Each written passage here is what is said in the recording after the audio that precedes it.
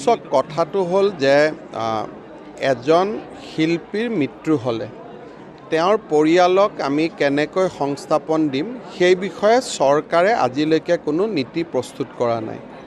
আৰু ৰাজীৱ শদিয়াৰ দৰে দুৰ্ভাগ্যজনক ঘটনা আগতেও কিছু শিল্পীৰ হৈছে, আজিও ৰাজীৱ শদিয়াৰ ডাঙৰীয়াৰ হৈছে, অহাকালিও আন কেইবাজনৰো হ'ব পাৰে।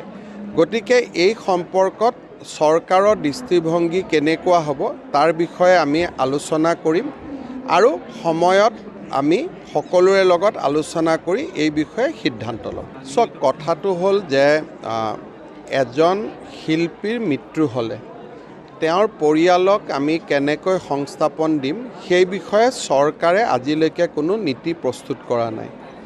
আৰু ৰাজীৱ শদিয়াৰ দৰে দুৰ্ভাগ্যজনক ঘটনা আগতেও কিছু শিল্পীৰ হৈছে, আজিও ৰাজীৱ শদিয়াৰ ডাঙৰীয়াৰ হৈছে, অহাকালিও আন কেইবাজনৰো হ'ব পাৰে।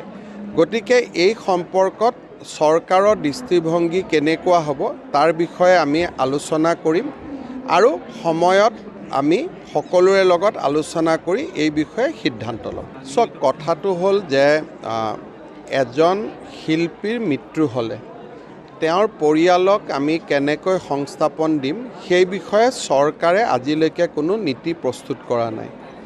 আৰু ৰাজীৱ শদিয়াৰ দৰে দুৰ্ভাগ্যজনক ঘটনা আগতেও কিছু শিল্পীৰ হৈছে, আজিও ৰাজীৱ শদিয়াৰ ডাঙৰীয়াৰ হৈছে, অহাকালিও আন কেইবাজনৰো হ'ব পাৰে।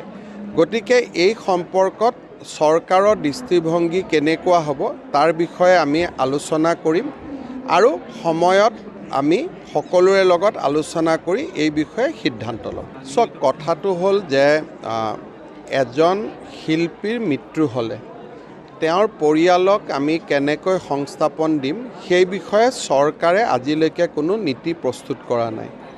আৰু ৰাজীৱ শদিয়াৰ দৰে দুৰ্ভাগ্যজনক ঘটনা আগতেও কিছু শিল্পীৰ হৈছে, আজিও ৰাজীৱ শদিয়াৰ ডাঙৰীয়াৰ হৈছে, অহাকালিও আন কেইবাজনৰো হ'ব পাৰে।